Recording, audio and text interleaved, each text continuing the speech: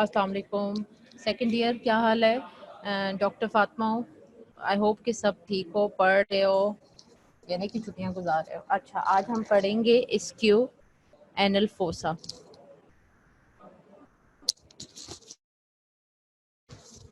इस्क्यू anal fossa, ischioanal fossa का दूसरा नाम है इस्क्यू रेक्टल फोसा। प्रीवियसली इसको इस्क्यू रेक्टल फोसा भी कहा जाता था, लेकिन अभी जो है ना, इसको इस्क्यू एनल फोसा कहते हैं।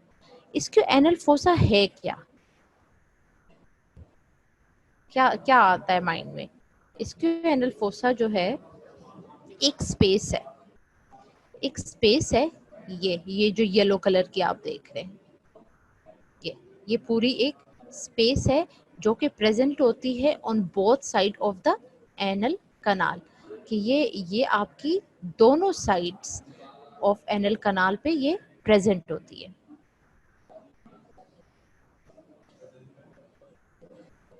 हमने क्या कहा कि इस्क्यू एनल फोसा जो है, इसका दूसरा नाम है इस्क्यू रेक्टल फोसा, और ये एक स्पेस है वेज शेप।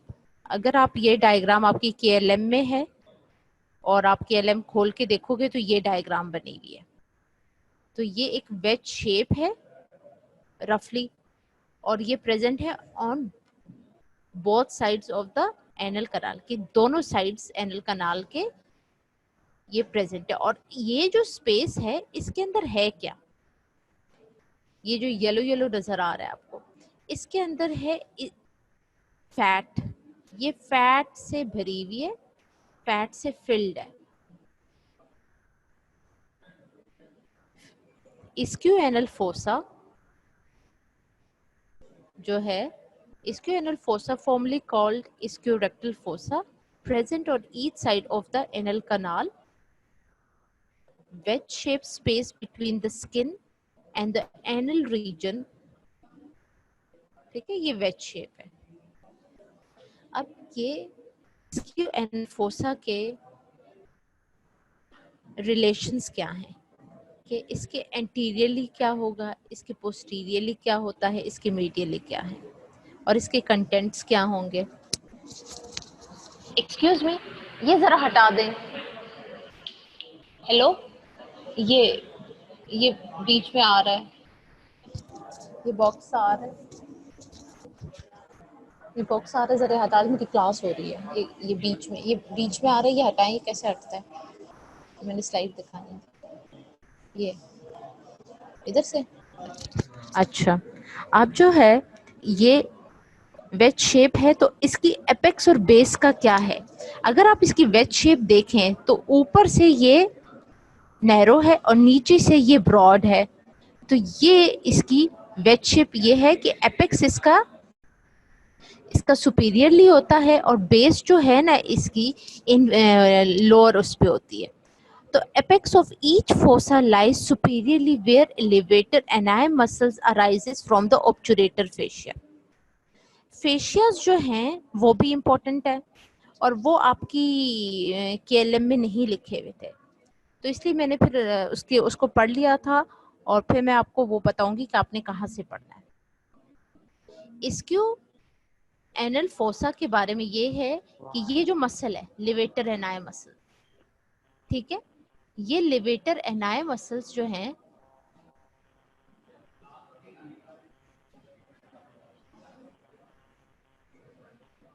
लिवेटर एनाई मसल जहां से अराइज होते हैं, वहां पे ये it superiorly lies. Ischioanal fossa के बारे में ये है कि वाइट कहाँ से है, इंफीरियरली वाइड है और सुपीरियर नैरो है, filled with loose connective tissue. ये आपको बात समझ आ गई। अब इस्क्यू एनल फोसा, ये जो दो एनल फोसा हैं, ये एक दूसरे के साथ कम्युनिकेट किस तरह करते हैं? ये करते हैं कम्युनिकेट किस तरह, एक दूसरे के साथ कनेक्ट कैसे होते हैं? ये कनेक्ट ऐसे होते हैं, एनल कनाल और टिप ऑफ द कॉक्सिक्स, इसके होते हैं। The two ischioanal fossa communicate by means of deep postnatal space, post anal space over the anococcygeal ligament। Anococcygeal ligament मैंने आपको पढ़ाया था, कॉक्सिक्स भी पढ़ाई थी। Anococcygeal, a fibrous mass located between the anal canal and tip of the. हमने क्या पढ़ा? हमने पढ़ा ischioanal fossa. Ischioanal fossa का दूसरा नाम है ischiorectal fossa, which is a wedge shaped space. It is filled with fat. Its apex is superiorly and base is in its apex, where the levator ani muscle arises from the obturator fascia. ठीक है, अब हम पढ़ेंगे इसके boundaries के. In space को, ये जो है, ये फोसा को किस तरह बाउंड किया हुआ है? मीडियली क्या है, पोस्टीरियरली क्या है, इंटीरियरली क्या है? एंटीरियरली, ये जो एंटीरियरली होगा, anteriorly bodies of the pubic bones inferior to origin of pubic rectalis. ये हमें नजर यहाँ पे नहीं आ रहा, लेकिन इसके जो एंटीरियरली पड़ा होगा, एंटीरियरली जिसका रिलेशन है जी, M18 अच्छा, ठीक है. एंटीरियरली हमने कहा कि body of the pubic bone inferior to origin of pubic रेक्टालिस. यहाँ पे हमें वो नजर नहीं आता, ये एंटीरियर रिलेशन है. फिर इसके बाद कि इसके अब पोस्टीरियरली क्या है, कि पोस्टीरियरली क्या चीज पड़ी? इसकी posteriorly lower border of the ग्लूटेस Maximus and sacrotuberous ligament होता है. सैक्रोट्यूबरस और लोअर बॉर्डर ऑफ द ग्लूटेस. अच्छा, मैं आपको एक और पिक्चर दिखाती हूँ, थोड़ा सा वेट करें, मैं आपको दिखाती हूँ एक और पिक्चर जो मुझे बड़ी पसंद है. आप ये वाली अगर इसको देखें तो ये मुझे ज़्यादा थोड़ी सी इजी लग रही थी. ये वीक है कि ये एक स्पेस है, वेज शेप है, both side of the anal canal पे प्रेजेंट है, एपेक्स है और इसकी बेस है. और इसके लेटरली क्या होता है? लेटरली इसकी स्कियम होगी और इंफीरियर पार्ट ऑफ ऑब्चुरेटर इंटरनस होगा. ऑब्चुरेटर इंटरनस और स्कियम होगा. ये देखें, स्केल ट्यूब्रोसिटी है, ऑब्चुरेटर इंटरनस होगा. मीडियली, अब इसकी मीडियली क्या होगा? मीडियली क्या हमें नजर आ रहा है? ये क्या थे? ये मैंने आपको उधर भी डायग्राम पे बताए थे. क्या है? ये स्फिंक्टर्स हैं, एक्सटर्नल एनल स्फिंक्टर. ये इंटरनल है और ये बाहर वाले एक्सटर्नल है. तो मीडियली जो है एक्सटर्नल एनल स्फिंक्टर्स होंगे, एक्सटर्नल एनल स्फिंक्टर्स. और ये वाला मसल कौन सा है? लेटरली. सारा लेटरली यूं करके आएगा, तो लिवेटर एनाई मसल्स हैं. ये आपकी बाउंड्रीज हो गई हैं. हमने क्या पढ़ा? हमने पढ़ा कि ischiorectal fossa, anal fossa is a wedge shaped space present on the, इस साइड पे भी होगा, ठीक है, इस साइड पे प्रेजेंट होगा, present on the each side of the anal canal below the pelvic diaphragm. This space is filled with the fat. इस स्पेस को किसने फिल किया है? फैट ने फिल किया है. अब इसकी इंपॉर्टेंस क्या है?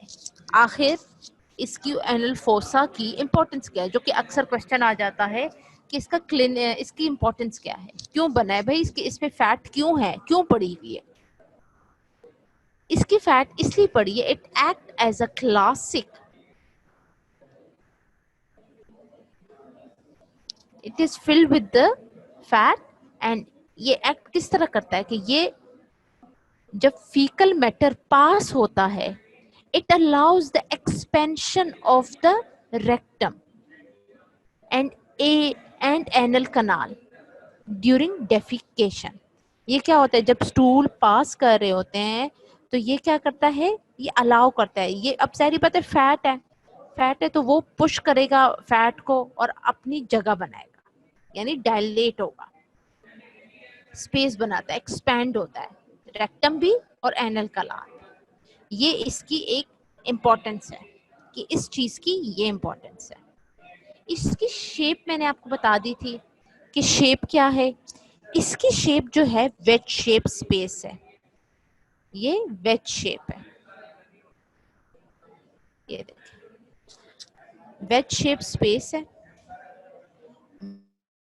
अगर देखें लिवेटर एनायमसल है जो कि लेटरली भी जाएगा, ठीक है, और एक्सटर्नल एनल स्फिंक्टर्स ये लेटरली थे।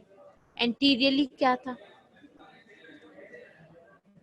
बॉडी ऑफ प्यूबिक बोन थी inferior to origin of pubic रेक्टालिस।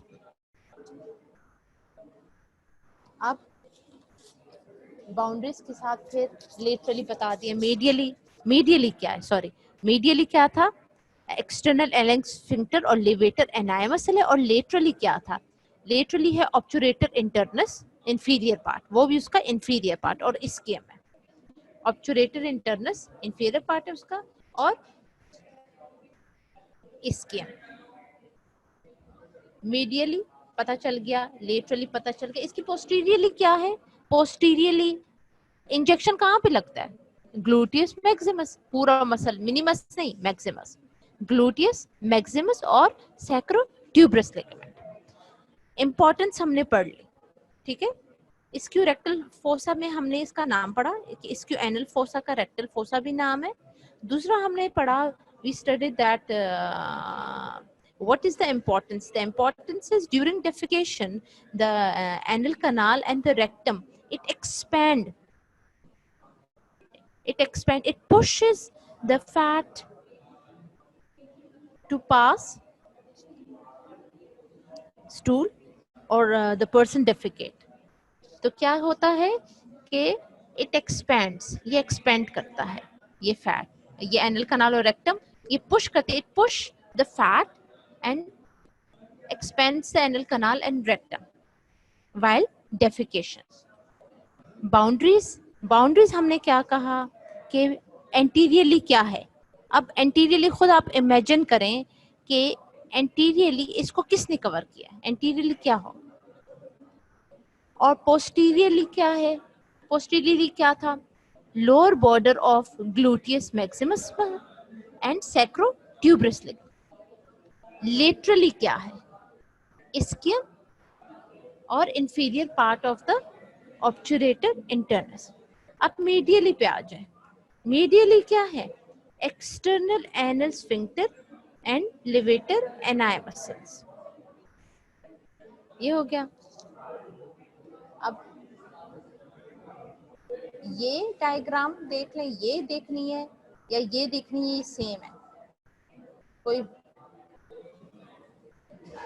ये आपकी केएलएम वाली डायग्राम, ये आपने याद सुनी है। और ये क्या है, ये प्यूडेंडल कनाल, इसका दूसरा नाम है एल्कॉक्स कनाल। ये दोनों साइड्स पे प्रेजेंट होती है, इधर भी प्रेजेंट होती है और इधर भी प्रेजेंट। अब इसके बाद हमने पढ़ना है कि इसके कंटेंट्स क्या हैं, इसमें क्या चीजें प्रेजेंट है। Contents of ischioanal fossa, ischiorectal pad, बिल्कुल आपको पता है कि इसके अंदर फैट है। दूसरा मैंने आपको कनाल दिखा दिए, प्यूडेंडल कनाल दिखा दिए, जिसका दूसरा नाम है एल्कॉक्स। और इसके कंटेंट्स, ये इसके कंटेंट्स क्या है, इसके कंटेंट्स में क्या क्या आता है, आर्टरी, नर्व और वेसल भी है, inferior rectal nerve and vessels.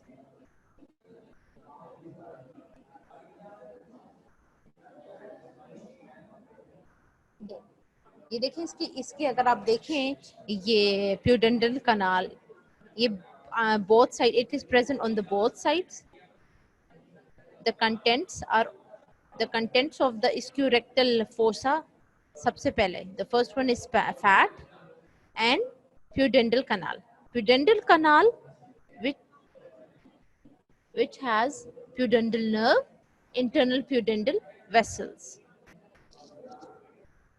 और इसके अंदर है posterior scrotal labia in female, nerves and vessels, inferior rectal nerve and vessels, perennial branch of fourth sacral nerve, perforating cutaneous branch of S2 and S3 nerves. ये आपका ये वाला जो red वाला है ये एक्सटर्नल स्फिंक्टर है. This is external sphincter. अगर आप इस तरह देखें पिक्चर तो इसके आइदर साइड पे होगा, बोथ साइड्स पे होगा. ये सैक्रोट्यूबरस लिगामेंट के बारे में मैंने कहा था. Sacrotuberous ligament.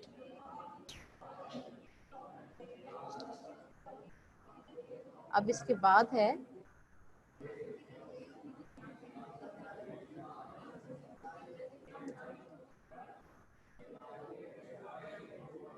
फीचर्स हो गए, एपेक्स भी हो गए, इसके बाउंड्रीज भी हो गई, कंटेंट्स भी हो गए, और मैंने आपको ये भी बताया है कि एक्सटर्नल स्फिंक्टर्स के बारे में बता दिया था कि सुपरफिशियल होते हैं और डीप होते हैं. सुपरफिशियल स्फिंक्टर्स होते हैं और डीप स्फिंक्टर्स होते हैं. अब इसके बाद आ जाएं आप, ये मैंने आपको बता दिया है कि ये क्या, इसकी क्या इंपॉर्टेंस है. जो फैट फिल्ड है, the ischial fossa is filled with fat. What is the importance? The fat supports the anal canal. How does it support? It basically expands, it helps in expand while defecation. The fat bodies are traversed by tough fibrous band as well as by several neurovascular structures including inferior anal rectal vessels and nerves and two cutaneous nerves. और ये perforating branches S2, S3 and the perennial branch of S4. ये मैंने आपको contents में ही इसके बता दिए थे. मैंने आपको कंटेंट्स में ही और इम्पोर्टेंस आपको पहले बता दी थी कि क्या इम्पोर्टेंस है, क्या कंटेंट्स हैं इसके और क्या बाउंड्रीज है और है क्या. अब जो है प्यूडेंडल कनाल. अब हम आ जाते हैं प्यूडेंडल कनाल पे. प्यूडेंडल कनाल का दूसरा नाम क्या है? What is the second name? Even आपका क्वेश्चन आ सकता है एग्जाम में कि एल्कॉक कनाल. Alcock canal is horizontal passage within the obturator fascia, covers the medial aspect of the obturator internus and lines the lateral wall of the ischial fossa. ये हमारे पास है प्यूडेंडल कनाल. बड़ा important है, इस पे क्वेश्चन अक्सर एल्कॉक्स कनाल पे आता है. व्हाट इज एल्कॉक्स कनाल? प्यूडेंडल कनाल पे आता है लेकिन कभी कभी नाम चेंज हो जाता है तो एल्कॉक्स, इसको इवन एल्कॉक्स कैनाल भी कहते हैं. अब ये डायग्राम आप देखें, ये बड़ी इजी सी डायग्राम है. इसको आपने याद करना है या इसको जरूर अगर एग्जाम में आता है कभी नोट, ब्रीफ नोट, तो आपने ड्रॉ करना है इसको. आपको कोई अगर आपको ये डायग्राम आ गई तो आपको फिर इस तरह कंटेंट्स भी इसकी याद करने की जरूरत नहीं पड़ती. अगर आप इस कनाल को देखें, इस कनाल के अंदर जिस तरह डायग्राम में पहले था कि हमारे पास नर्व्स थी, वेसल्स थी. नर्व जो है ये प्यूडेंडल नर्व है, इसलिए इसको प्यूडेंडल कनाल, क्योंकि मेन प्यूडेंडल कनाल इसलिए कहते हैं क्योंकि इधर से मेन प्यूडेंडल नर्व गुजर रही है और प्यूडेंडल आर्टरी और वेन है, तो इसलिए इसका नाम प्यूडेंडल कनाल है, एल्कॉक्स कैनाल. अब प्यूडेंडल नर्व को देखें तो ये आगे प्यूडेंडल नर्व जो प्यूडेंडल कनाल में जा रही है तो यहाँ पे ये ब्रांचेस देती. ये एक ब्रांच दी और इसके बाद इसने ये ब्रांच दी और इधर आके इसने दो ब्रांचेस दी. जो इसने ब्रांच थी, बड़ी इंपॉर्टेंट ब्रांच है, डॉर्सल नर्व ऑफ पीनस। उसके बाद उसने सेकंड ब्रांच जो दी वो है पेरिनियल नर्व। पेरिनियल नर्व दी।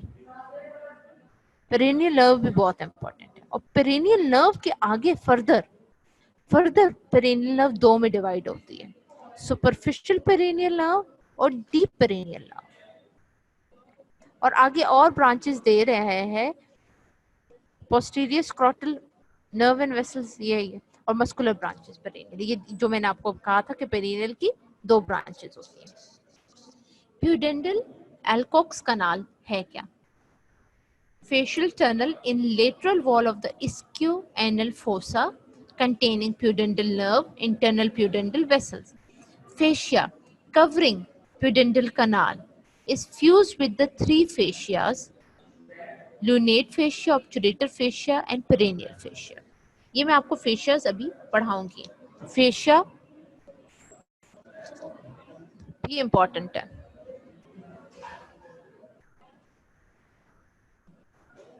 ठीक है, ये डायग्राम देखें। अगर किसी ने इसको थोड़ा सा पढ़ लो आप लोग। You have 2 minutes to revise जो मैंने पढ़ा है। और अपने साथ आप प्लीज सेकंड ईयर अपने साथ आप खोलें एटलस। एटलस के बगैर आप नहीं बैठेंगे, आपको नहीं समझ आएगी, चाहे जितना भी मैं आपको पढ़ा दूं, जितनी भी आप स्लाइड्स देख लें। जब तक आपके पास खुद एटलस नहीं होगी तो आपको एनाटॉमी इस तरह नहीं समझ आएगी। और सोना छोड़ दे सारे और जरा जाग के एटलस खोल के देखें कि क्या क्या है उसमें। जो एटलस में है वही है, ये डायग्राम में जो बता रहे हैं वही है, इसके अलावा कहीं बाहर से नहीं आया हुआ। You have 1 minute to revise के अभी तक मैंने क्या पढ़ाया, इसकी शेप क्या पढ़ाई, इसके कंटेंट्स क्या है, इसकी बाउंड्रीज क्या है और इसकी इंपॉर्टेंस क्या है। You have 1 minute। Second year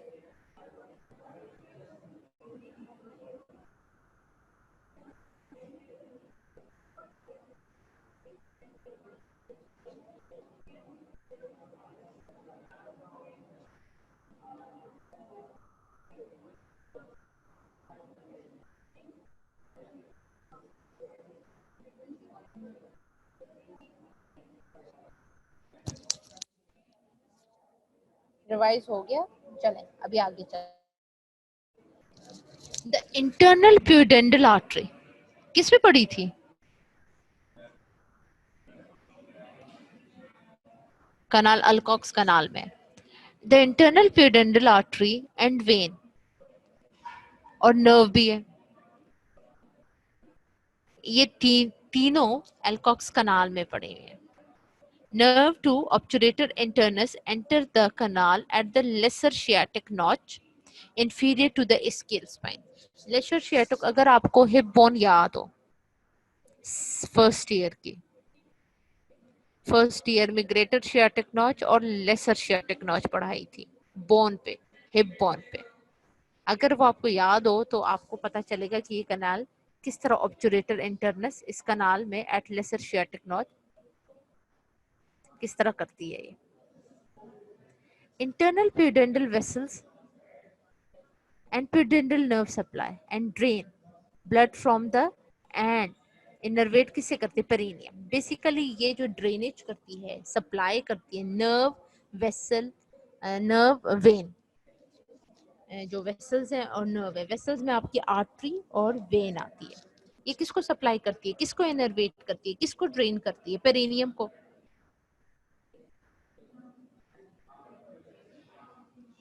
When the artery and nerve enters the canal, they give rise to inferior rectal artery and nerve, which pass medially to supply the external anal sphincter and the perineal skin. इनको ये supply करती है। ये देखें किस तरह ये प्यूडेंटल nerve गुजर रही है। फिर इंफीरियर रेक्टल नर्व को देखें, डीप और सुपरफिशियल। जो मैंने कहा था कि पेरिनियल नर्व्स जो हैं सॉरी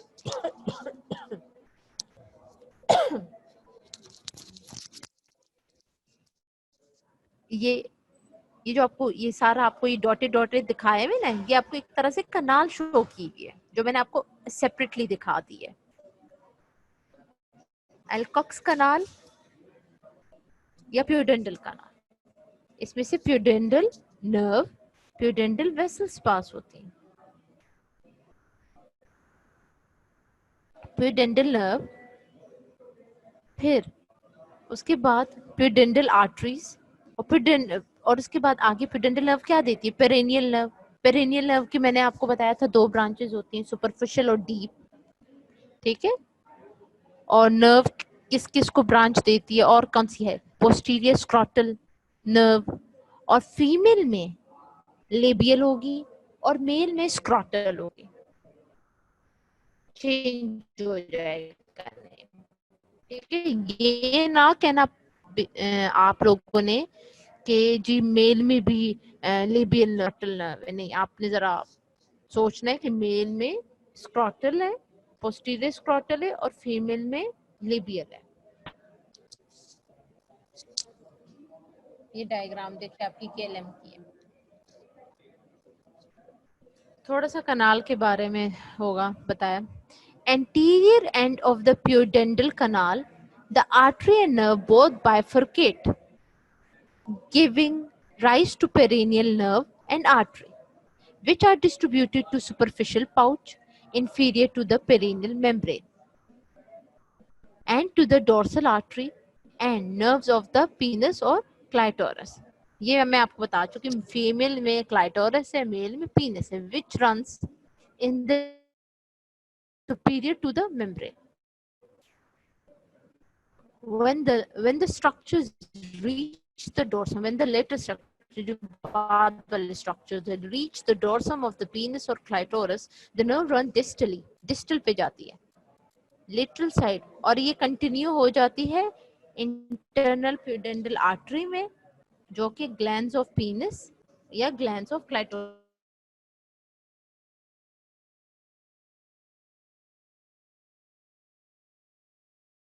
ये आपने याद करना है, ये इम्पोर्टेंट है कि किस तरह आती है, किस तरह डिविजन हो रही है। ये देखिए, अगर आप इतनी लंबी चौड़ी आप दास्तान ना भी लिखें कोई फर्क नहीं पड़ता, आपने ये करना है कि सप्लाई किधर किधर हो रही है और किधर आके वो किस तरह डिवाइड होती है, दैट इज इम्पोर्टेंट। कि pudendal nerve, pudendal artery, pudendal vein किसमें है, एल्कॉक्स कनाल में या प्यूडेंटल कनाल में। प्यूडेंटल नर्व डिवाइड होती है पहले किसमें, सबसे पहले inferior and rectal nerve and vessels में। ये देखें, इंफीरियर रेक्टल नर्व और वेसल्स, पहले हमने नर्व को देखना है, फिर उसके साथ साथ वो आ रही है तो डॉर्सल नर्व ऑफ पीनस को भी देती है और पेरेनियल नर्व को देती है। पेरेनियल नर्व आगे मतलब 2 में डिवाइड होती है, सुपरफिशियल और डीप, पोस्टीरियर सुपरफिशियल और डीप, सुपरफिशियल डीप है। आर्टरीज एंड वेन्स ऑफ पीनस, ये जो पीनस लिखा है फीमेल का आपने फिर क्लाइटोरस करते हैं, और फिर इंटरनल प्यूडेंटल आर्टरी,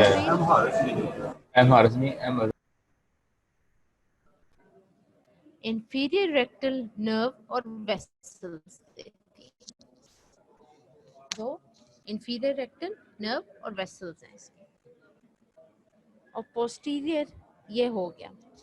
अब जो है इसके बाद हमने पेरिनियल नर्व पे आ जाना।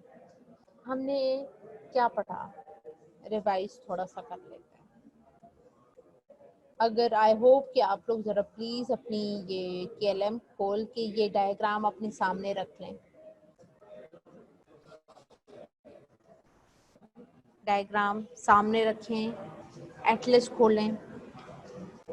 इस्क्यू anal fossa, ischioanal fossa, ischiorectal fossa wedge shape है, फैट है, इम्पोर्टेंस क्या है, urine defecation, anal canal and rectum expands dilate होते हैं। कंटेंट्स फैट, सबसे important pudendal canal which contains pudendal nerve, pudendal artery, pudendal vein. Pudendal nerve आगे further अपनी branches देता है, ब्रांचेस कौन कौन सी देता है, inferior rectal nerve, and pudendal dorsal nerve of penis, artery vein, dorsal nerve of penis, perineal nerve. Perineal nerve दो में डिवाइड होता है, सुपरफिशियल एंड डीप. अब हमने पेरिनियल नर्व पढ़ दिया जो कि दो में डिवाइड हो रही थी, सुपरफिशियल और deep. Perennial nerve has two branches, superficial perennial nerve and deep perennial nerve. Superficial perennial nerve, ये superficial perennial nerve है और ये deep perennial nerve हो गया. Superficial perennial nerve give rise to posterior scrotal or labial branches. Superficial perennial nerve किस किस को देती है? Posterior scrotal और labial cutaneous को देती है. और डीप पेरिनियल नर्व जो कि ये देखें मस्कुलर ब्रांचेस ऑफ पेरिनियल, ये डीप थी, ये सुपरफिशियल थी. Deep perineal nerve supplies the muscles of deep and superficial perineal pouches, skin of vestibule, mucosa of the inferior part of the vagina. और inferior rectal कौन देता था? Pudendal nerve ना. Pudendal nerve आके inferior rectal उस canal में देती है, एल्कॉक्स कनाल में. Inferior rectal nerve communicate with the posterior scrotal और लेबियल पेरिनियल नर्व्स, ये इनके साथ कम्युनिकेट करती है. The dorsal nerve of the penis or clitoris is primarily sensory nerve serving the male and female organ, especially sensitive glands at the distal end. ये क्या करती है? सेंसरी है तो सेंसिटिव पता होता है कि किस चीज के लिए. सेंसरी क्या होता है? टच, पेन, ये टेम्परेचर, ये सेंसरी होता है ना. तो इनके लिए ये, और डिस्टल एंड जो है सेंसिटिव हो जाता है, ये सेंसरी नर्व एंडिंग्स हैं. सेंसरी नर्व ये सर्व करता है कि मेल फीमेल ऑर्गन को, कि ये सेंसिटिव जो मेल फीमेल के ग्लैंड्स है इनके डिस्टल एंड पे ये सेंसिटिव होते हैं क्योंकि इसको सेंसरी नर्व सप्लाई करते हैं. अब जो है ये आपका सारा इस्क्यू एनल कनाल हो गया है. अब हम थोड़ा सा आते हैं आगे एक दो चीजों पे जो थोड़ी सी इम्पोर्टेंट है, जरूरी है आपको बताने. ये डायग्राम देखें, ये रेक्टम है. रेक्टम के बाद क्या होता है? रेक्टम मैंने आपको पढ़ाई थी क्लास में, वो भी मैंने आपको रिवाइज करानी है. रेक्टम और इसके बाद क्या स्टार्ट होता है? एनल कनाल कंटिन्यू. रेक्टम का एंड फिर कंटिन्यू हो जाता है एनल कनाल में. और इसके इंटरनल एनल स्फिंक्टर देखो, इंटरनल एनल स्फिंक्टर के बाद एक्सटर्नल है एनल स्फिंक्टर है. और ये आपकी पिडेंडल कनाल है. अगर किसी ने ये डायग्राम बहुत इम्पोर्टेंट है, मुझे पर्सनली बड़ी पसंद है और बड़ी इम्पोर्टेंट है. उसमें बड़ा इजी हो जाता है कि आप इतना डिटेल ना लिखो और ये डायग्राम भी बना, मतलब डिटेल इतना नहीं, पॉइंट्स की सूरत में आप डिटेल लिखें और ये डायग्राम बनाएं तो बिल्कुल सही है. जिस तरह यही है ना कि वो आके डिवाइड होती है इंफीरियर रेक्टल में और उसके बाद पेरिनियल डीप और सुपरफिशियल में जाती है, तो ये एग्जैक्टली वही है, वही चीज है जो उन्होंने बना के दी है. अब आ जाते हैं,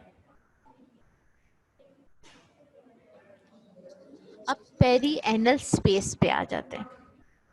पेरी एनल स्पेस है क्या? Perianal space, perianal fascia के बारे में, extend from the white line of Hilton, जो रेक्टम से गुजर रही थी, वाइट लाइन ऑफ हिल्टन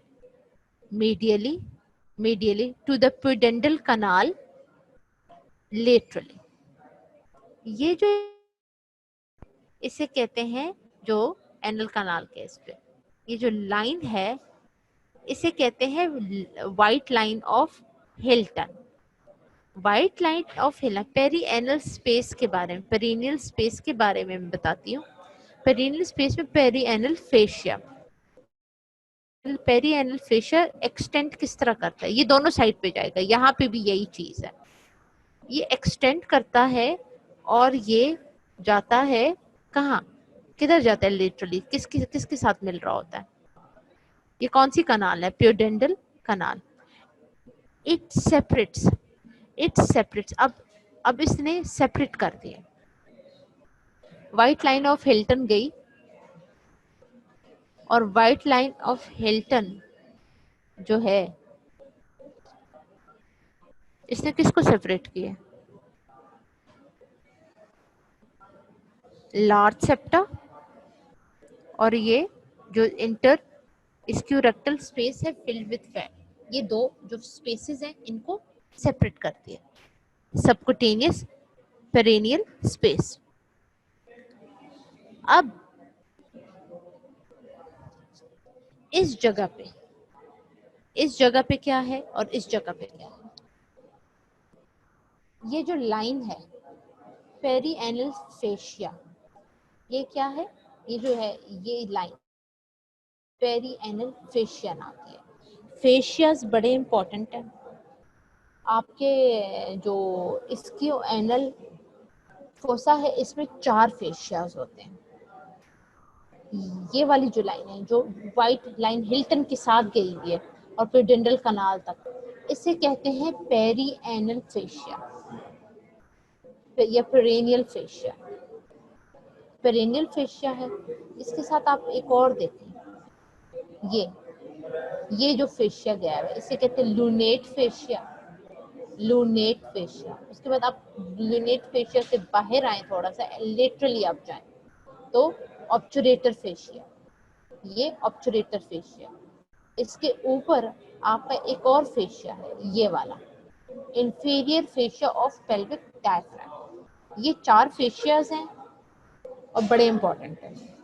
ये किस तरह डिवाइड करते हैं स्पेसेस को, तो पहले ये जो veg shape skew anal fossa है इसको किस तरह डिवाइड करते हैं, लार्ज सेप्टर्स होते हैं और इसमें क्लोज या स्मॉल सेप्टर्स होंगे। Perineal fascia extend from the white line of Hilton to the pudendal canal later.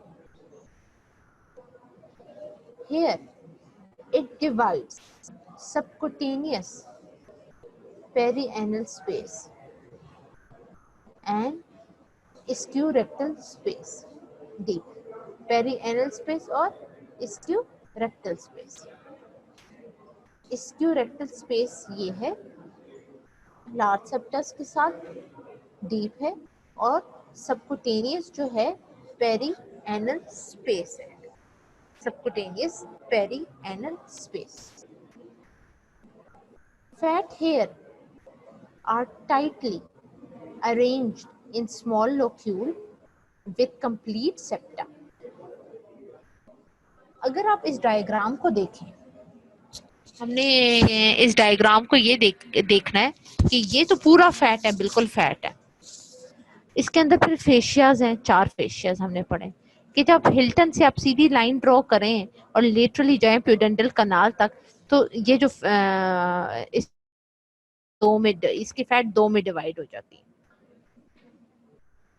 स्क्यूरेक्टल और सबकुटेनियस स्पेस। जो स्क्यूरेक्टल और सबकुटेनियस स्पेस है,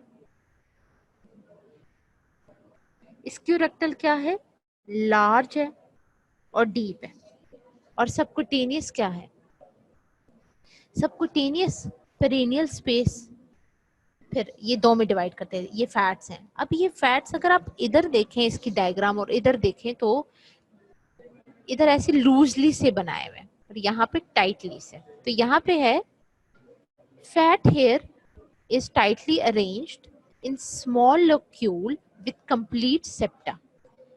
यहाँ पे क्या चीज होगी, यहाँ पे अगर इस जगह पे अगर इन्फेक्शन हुई तो वो बहुत पेनफुल होती है, पेनफुल होती है, पेशेंट को दर्द होती है, पेन होती है। अब है इस्क्यू रेक्टल स्पेस।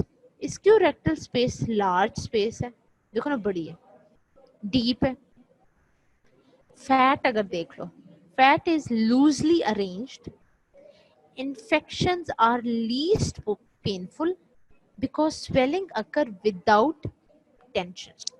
यहाँ पे ये क्या होता है कि अगर स्वेलिंग हो भी जाती है, यहाँ पे इस तरह टेंशन नहीं होती, खिंच नहीं रही होती, तो इस वजह से यहाँ पे जब आपकी इन्फेक्शन होती है तो पेनफुल नहीं होती।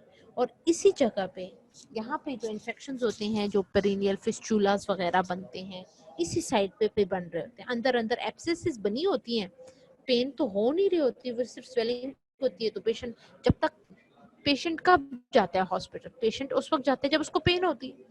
और इस जगह पे खतरे वाली एक तरह से इस तरह बात हो जाती है कि पेन नहीं होती, पेन नहीं होती, तो पेशेंट इग्नोर करता है तो फिर आगे एप्सिस, एप्सिस से आगे फिस्टुला बनता है। एप्सिस क्या होता है? एप्सिस होता है कि एक ब्लाइंड, आप एक कैविटी ले लें और उसके अंदर आपकी पस फिल्ड है, लेकिन उसको कोई स्पेस नहीं मिलती बाहर निकलने की।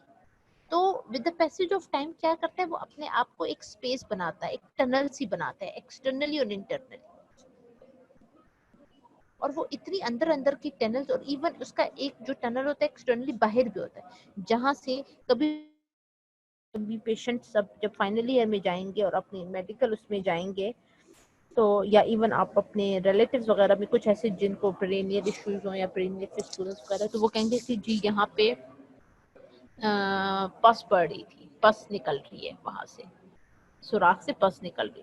तो समटाइम्स फिस्टुला होता है जो कि ड्रेन होता है, और आप इसकी फिस्टुला के बारे में डिटेल से सर्जरी में पढ़ेंगे ज्यादा। अब फेशिया थोड़ा सा कर लेते हैं, इसका लूनेट फेशिया के बारे में। ये हमारा lunate fascia. Lunate fascia divide this space into suprategmental space, suprategmental space and tegmental space below fascia के। ये जो लूनेट फेशिया है, ये इसको सुप्राटेगमेंटल स्पेस और टेगमेंटल स्पेस में डिवाइड करता है।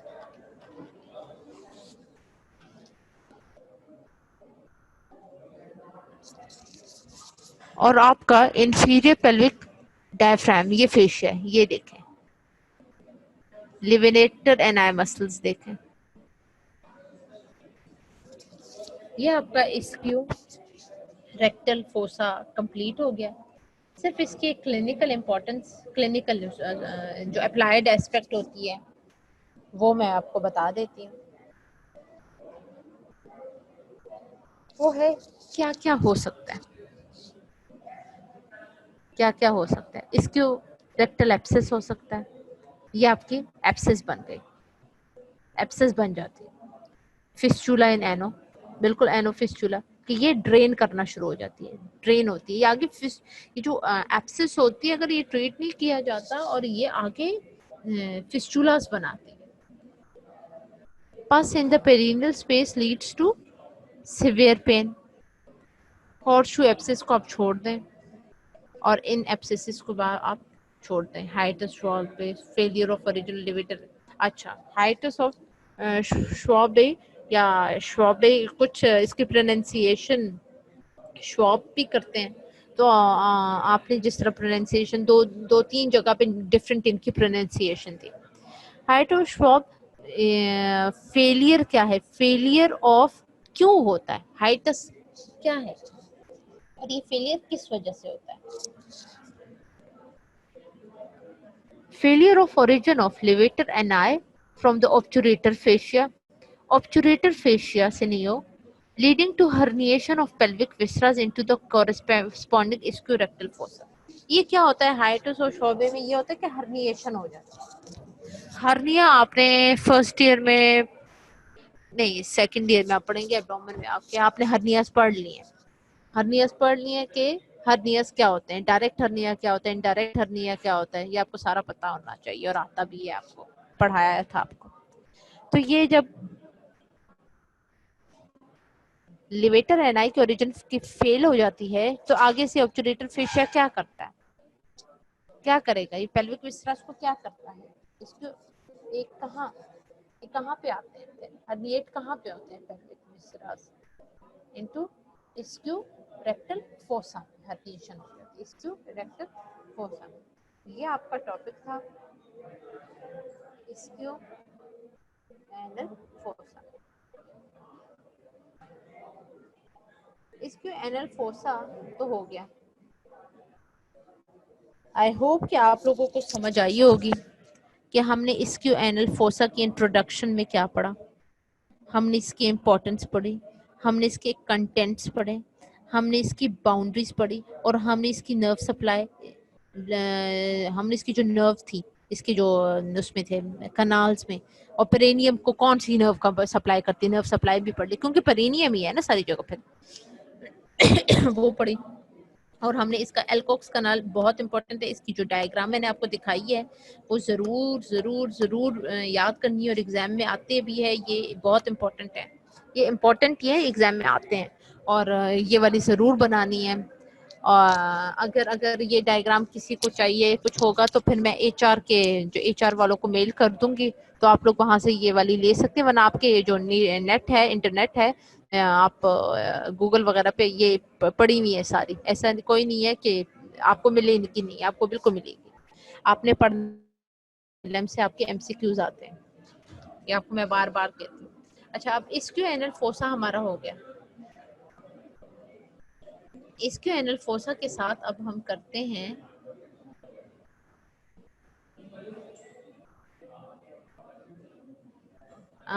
इस्क्यू एनल फोसा के साथ अभी मैंने आपको कराना है, मेरी आवाज आ रही है? अच्छा, इस्क्यू एनल फोसा के बाद मैंने आपको कराना है, रेक्टम कराया था ना लास्ट टाइम मैंने आपको, हाँ रेक्टम,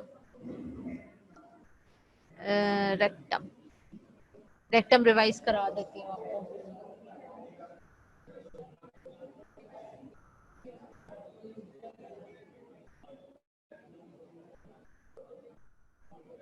आवाज आ रही है आप लोगों को?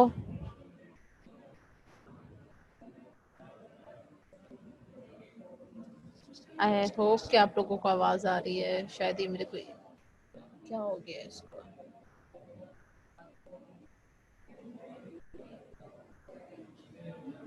अच्छा, ये जो है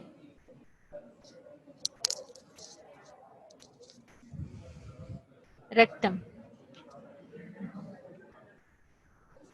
रेक्टम मैंने आपको पढ़ाया था, रिवाइज करा लेती हूँ मैं आपको। रेक्टम, रेक्टम क्या है, रेक्टम किसकी कंटिन्यूशन है, ये आपको सब पता है। It begins in front of the third sacral vertebra, और कंटिन्यूशन किसकी है, सिग्मोइड कॉलोन की है। और जब ये रेक्टम एंड होता है तो क्या स्टार्ट होगा, anal canal. It is the continuation of the sigmoid colon and ends to the anal canal. इसकी लेंथ कितनी है, 5 इंचेस है, डाउनवर्ड जाएगा। It follows the curve of the sacrum and coccyx. अगर अगर आपको कर्व की बात याद हो तो मैंने आपको क्लास में भी बताई थी कि सैक्रम और कॉक्सिक जो हमारा वर्टिब्रल कॉलम होता है वो स्ट्रेट नहीं होता, सैक्रम और कॉक्सिक और लंबर से ये थोड़ा सा कर्व आता है, तो इसी तरह along with the curve it passes downward and ends in front of the tip, in front of the coccyx, जो इसकी टिप पे होती है। Lower part of the rectum is dilated, जो डायलेटेड पार्ट होता है रेक्टम का उसे क्या कहते हैं, रेक्टल एम्प्योला कहते हैं। स्क्रीन ही शेयर हो रही है आपकी। अच्छा, कैसे करूं? मैं तो समझी शेयर हो रही है, यहाँ से किधर से होती है शेयर? ये करें तो या जी करें, ये हो गया, ये शेयर स्क्रीन है, ये नो से निकालें, ये शेयर कर बस, ये अच्छा अब हो रही है शेयर। अच्छा सॉरी, बच्चों स्क्रीन शेयर नहीं हो रही तो मुझे पता भी नहीं था, शायद मेरा पता नहीं कोई नेट में मसला हो गया था, क्या था। चलें, रेक्टम एक दफा डिवाइड जी कर मैम, लो। शेयर हो रही है, हो गई शेयर। ठीक।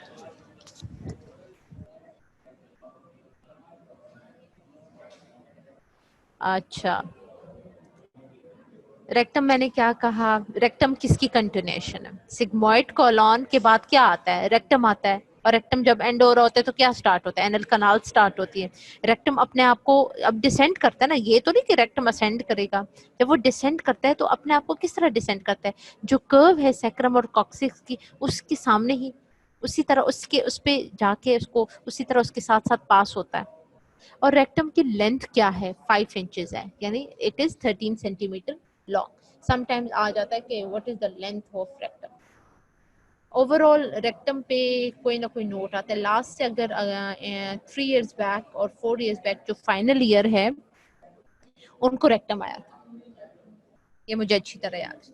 जो the dilated portion of the rectum, जो लोअर पार्ट होता है रेक्टम का, मैं डायग्राम मैं आपको दिखाऊं, ये आगे चलो।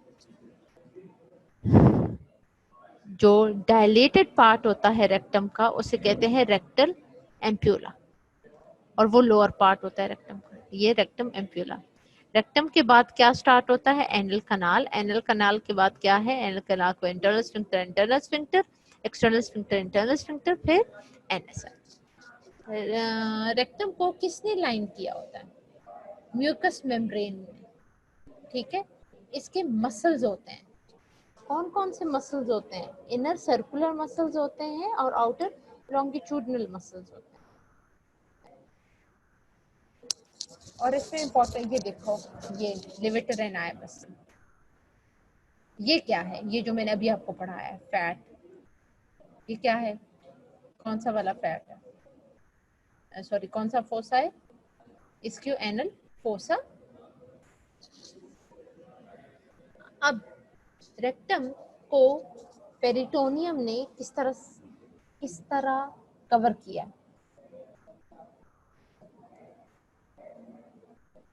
अपर थर्ड में डिवाइड है, लो मिडिल थर्ड में डिवाइड है, और लोअर थर्ड में डिवाइड है। अपर, मिडिल थर्ड और लोअर थर्ड।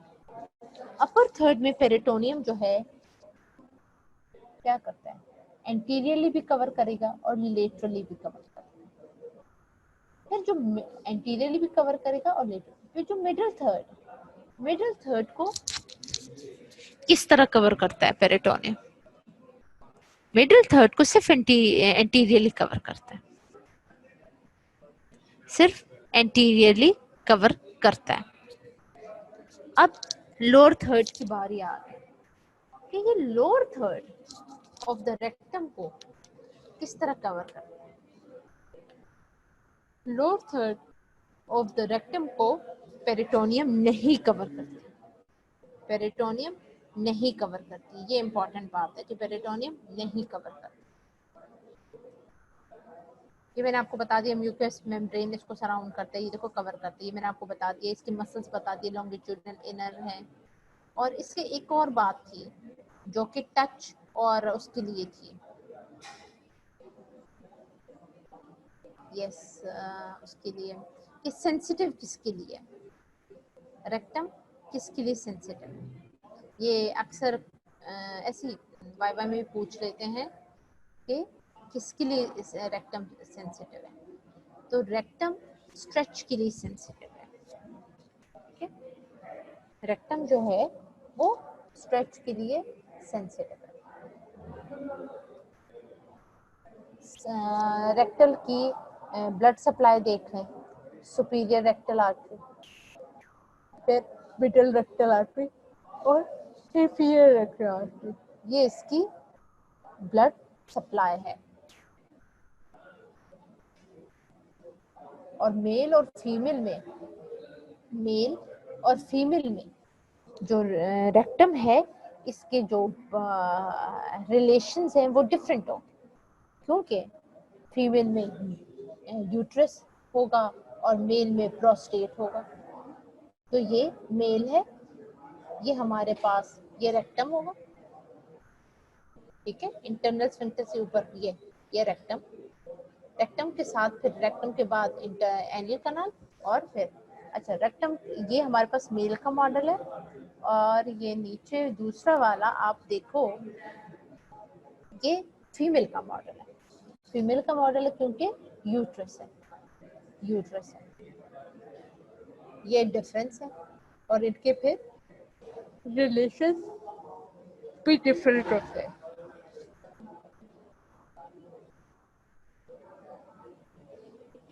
ये डायग्राम दोनों बहुत इम्पोर्टेंट है। और ये जो मैंने आपको ये रेक्टम की रिलेशन बताई, ये सिर्फ एक के लिए नहीं है, ये डायग्राम कितने टॉपिक्स में यूज होते हैं।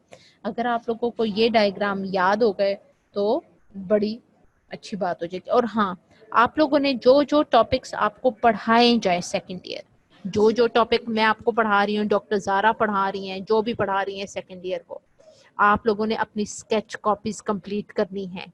कलर डायग्राम्स, जिस तरह मैंने स्क्यूरेक्टल फोसा पढ़ाया है, स्क्यूएनल फोसा पढ़ाया, आपने उसकी स्केच कॉपी बनानी है। आपने स्केच कॉपी पे वो बनानी है। और ये नहीं कि आंखें बंद करके ड्रॉ करनी है, आपने उनके नाम याद करने कि क्या क्या इसके हेडिंग्स थी। ये रिलेशंस थोड़ा सा कर लेते हैं। अपर टू थर्ड मेल में देखें और फीमेल में देखें तो क्या डिफरेंस है। Upper two third of the rectum is covered by peritoneum, ठीक है।